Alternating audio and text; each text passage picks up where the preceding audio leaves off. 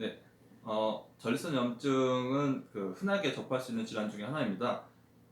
보고되고 있는 바로는 이제 정상 남성 성인에서 약 5%에서 10% 정도가 알코올 지나갈 수 있다고 하고, 비뇨기과를 찾는 환자분들에서는 약 25% 정도가 호소할 정도로 흔한 질환 중에 하나입니다. 우선 전립선 염증은 크게 세 가지로 분류할 수 있는데요. 급성 세균성 전립선 염증, 만성 세균성 전립선 염증, 그 다음에 만성 비세균성 전립선 염증으로 크게 구분하고 있습니다. 이 급성 세균성 전립선 염증은 말 그대로 이제 세균 감염으로 인해서 급성으로 전립선 염증이 오는 경우를 말하고, 급성이기 때문에 이제 좀 더 보다 심한 증상들로 병원을 찾게 되는 경우가 많습니다. 주로 고열을 동반한 오한이라든지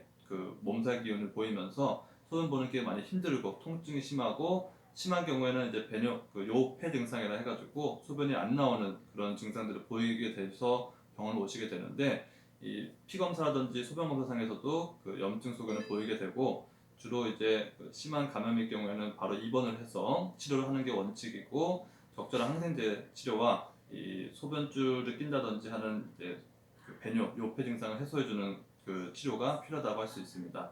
두 번째로 이제 만성 결핵성 염증 같은 경우에는 마찬가지로 세균 감염이 원인이 되는 염증인데, 만성으로 좀 자꾸 잦은 재발을 보일 때 진단을 할 수가 있고, 만성으로 오다 보니까 증상 자체는 좀 경하게 오는 편이지만, 마찬가지로 세균 감염이 원인이다 보니까 항생제 치료가 가장 중요한 치료가 되고, 대체적으로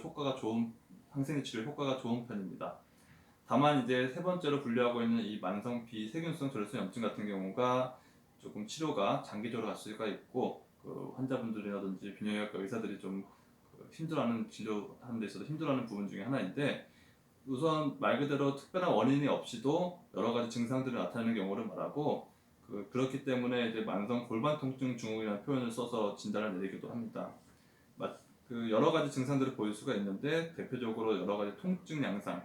골반 쪽 통증, 폐음부 쪽이라든지 서해부 쪽 또는 사타구니 쪽 통증을 나타내기도 하고, 불쾌감이라든지 불편감을 표현하시는 분들도 있고요.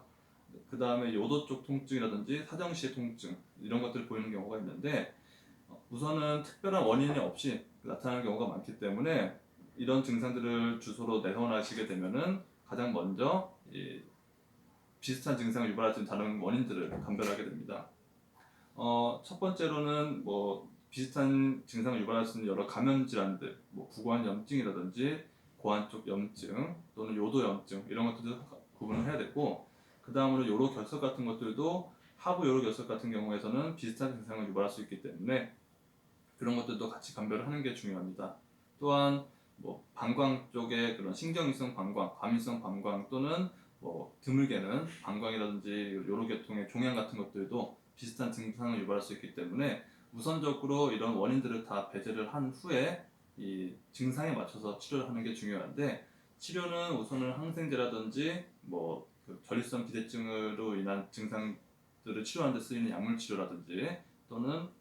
면역 증강제, 다양한 증상에 맞춰서 쓰는 약들을 쓰는 게 중요하고, 치료 기간은 이제 보통 증상 호전에 맞춰서 조금은 장기적으로 쓰는 게 중요할 수도 있습니다. 어쨌든 이런 전립선 염증 같은 경우에는 아까 말씀드린 것처럼 원인을 찾고 그 원인에 맞춰서 치료를 하는 게 중요하고, 그렇기 때문에 이런 불편감이라든지 이상 증상을 보일 경우에는 바로 비뇨기과를 찾아서 진단을 받고 치료를 시작하시는 게 중요하다고 할 수 있겠습니다.